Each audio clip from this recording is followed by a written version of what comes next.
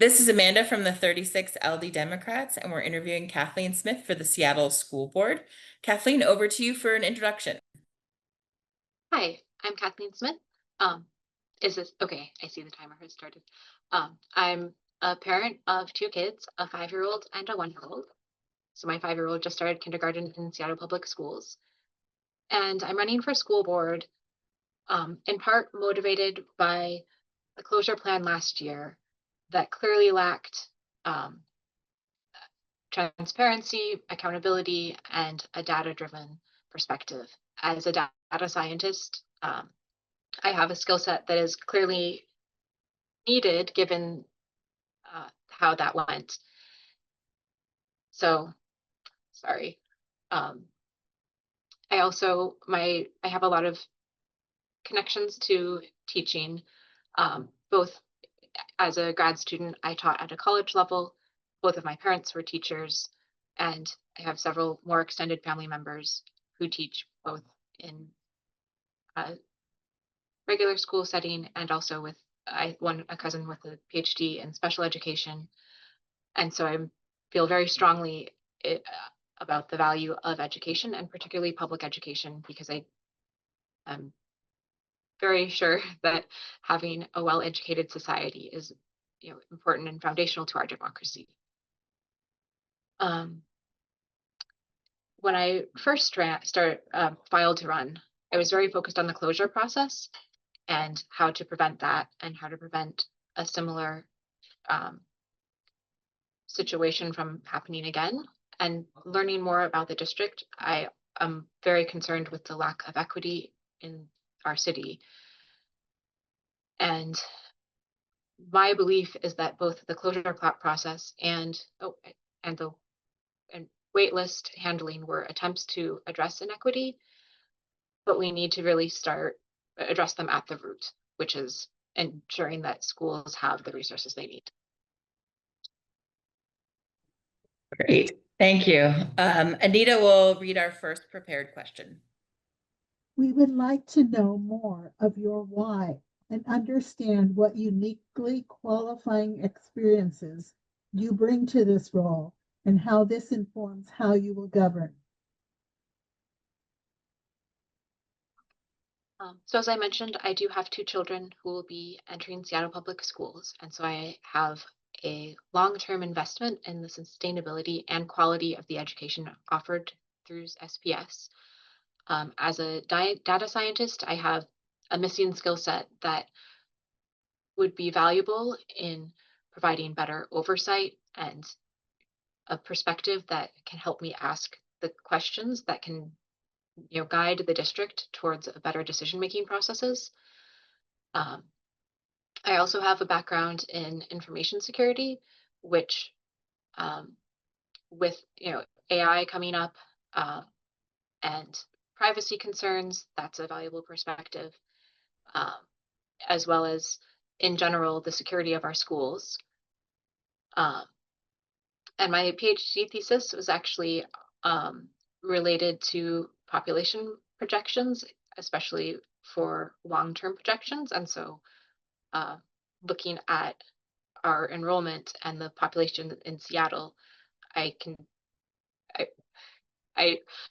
wouldn't do a better job than the demographers who have that as their career, but I have the skills to look at that data, and as a board director, I wouldn't be making direct decisions on it, but I have the understanding and the ability to interpret that, and I don't know. Yeah, I think that's all I have to say Great, no worries, that's great. Anita will also ask our second question. Seattle Public Schools has set an ambitious goal to operate on 100% zero carbon electricity by 2027, as outlined in their clean energy resolution. While significant planning and initial steps have been undertaken, the district faces challenges in meeting this target.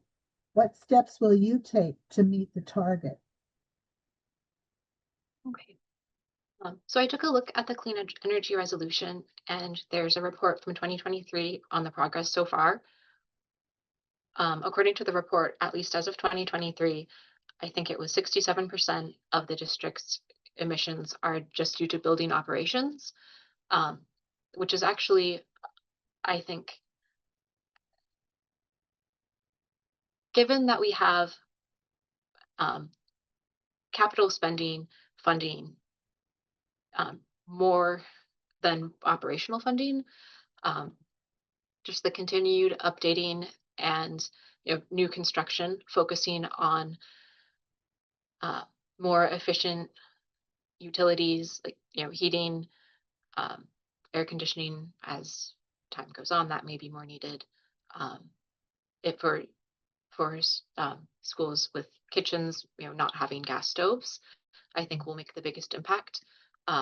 Seattle City Light is committed to having all energy sources be zero emitting sources by 2045. So that's a bit behind our timeline. And I think they're looking at 85% or 90% by 2035. So the electric usage in the buildings will be on a good trajectory. And so I think really looking at the natural gas usage in buildings would be the main focus point. The sort of another thing we can look at is transportation. I think that the district has plans to replace vehicles with electric vehicles, which is a very good use case for electric vehicles, but the availability and the fact that we have a contract to provide vehicles is a blocker there. So I think the buildings and reducing natural gas usage is the biggest opportunity for the district. So as a board member, I would want to prioritize that. Great, thank you. Anita will ask our third question. Seattle Public Schools are facing a budget crisis. What are practical and tangible steps you can take to solve this?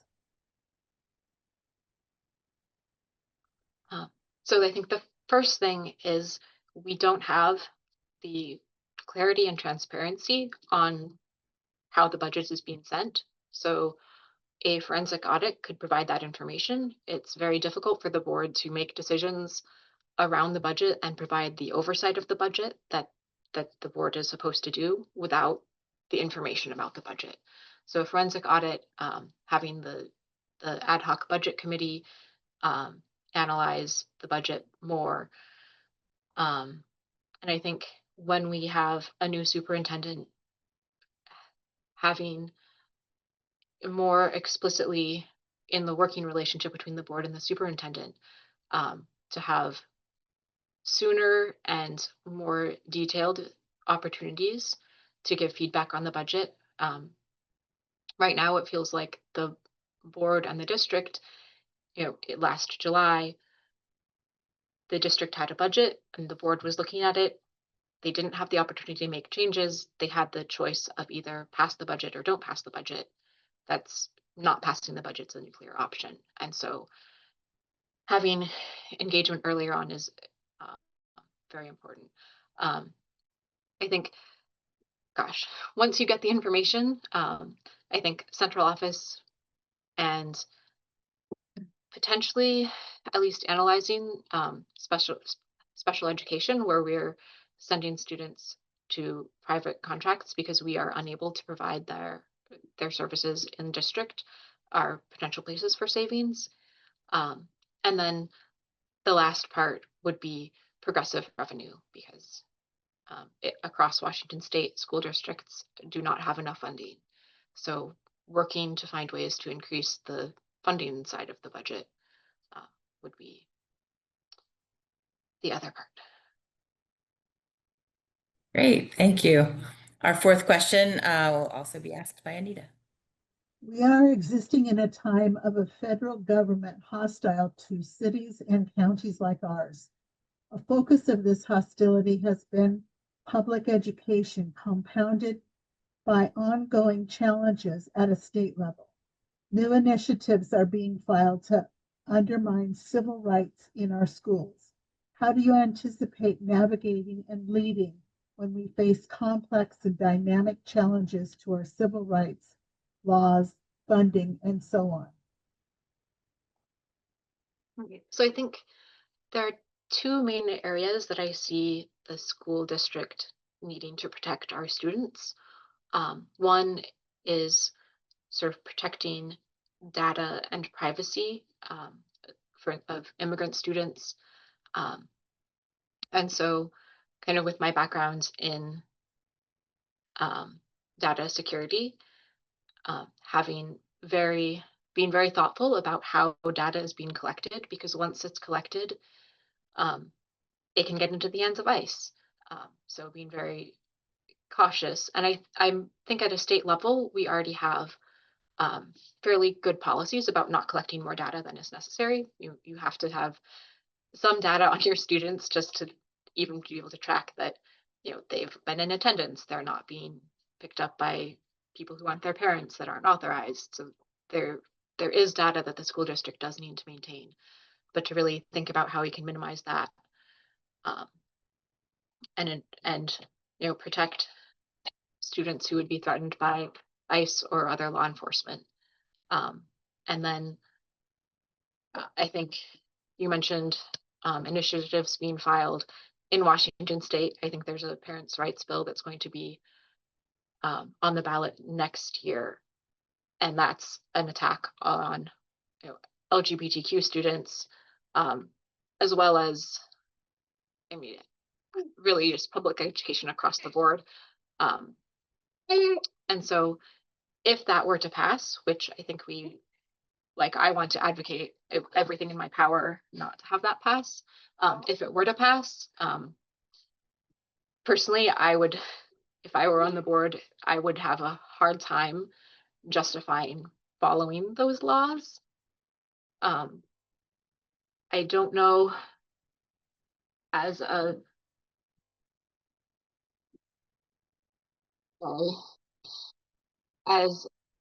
official whose duty is to follow the laws, and having laws that I disagree with strongly, I'm not sure how I would reconcile that.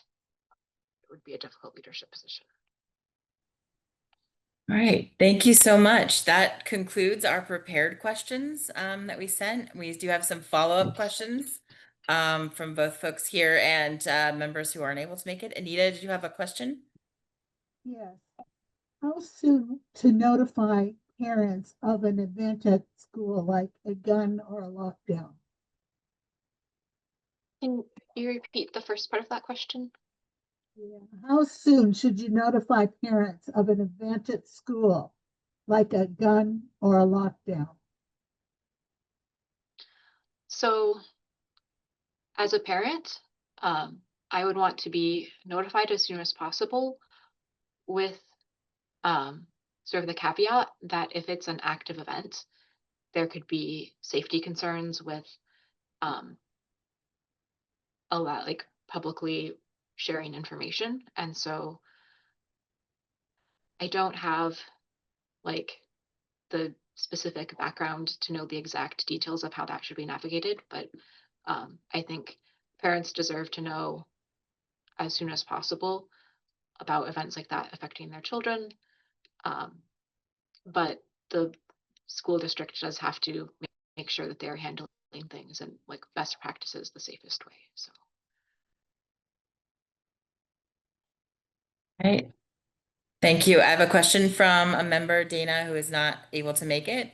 This time I'm going to post it in the chat as well as read it. In 2020, the school board enacted policy 4311, putting a moratorium on school resource officers, SROs, and promised alternatives to police in schools. Are you committed to upholding the moratorium on SROs and keeping the promise to invest in alternatives, such as restorative justice practices and violence interruption programs, to keep students safe? Yes, I'm committed to upholding that moratorium. If you look at the data of the measures schools can take to increase the safety of their students, the restorative justice practices, violence interruption programs, and better mental health counseling resources are the things that are effective in keeping students safe. Having school resource officers doesn't help prevent gun violence. And so the negative effects of rescinding the moratorium far outweigh the benefits.